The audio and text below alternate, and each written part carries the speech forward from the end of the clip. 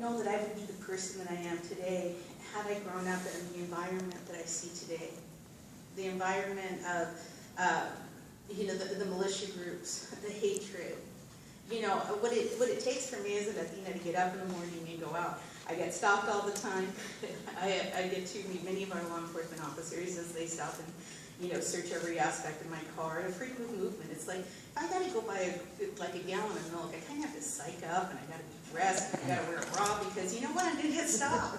The possibility that we get stopped in every part of daily movement is right there, and that's something that affects so many people. And the demonization, the continued and active demonization of people of color has had a profound effect in our freedom of movement, the way that we live our lives, and again, a generational footprint. What is this doing to our young people? How does this affect our voices and our capacity?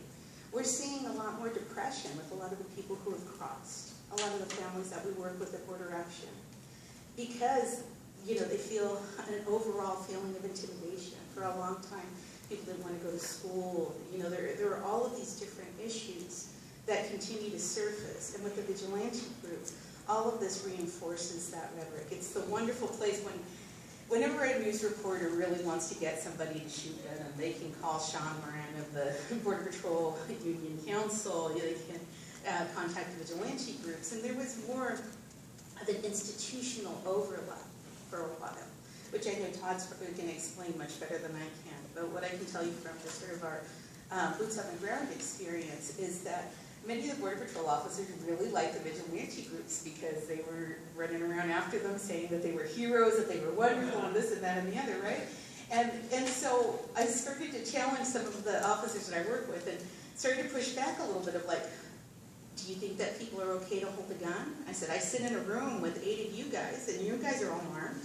You guys could turn me on me in any moment. Isn't it a logical human response to say, okay, who's safe to hold a gun? At least the police, at least your employer has a copy of your license and knows where to find you and has done some kind of clearance. But I said, what about these people? And it was interesting because that's when we started to see some of the militia people actually turn on Latino Border Patrol agents in the field. Some of those things made the news, some of them did not.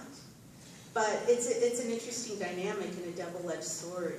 As we move forward, I think it's very important for us to continue to combat the horrible rhetoric that we see in everyday life.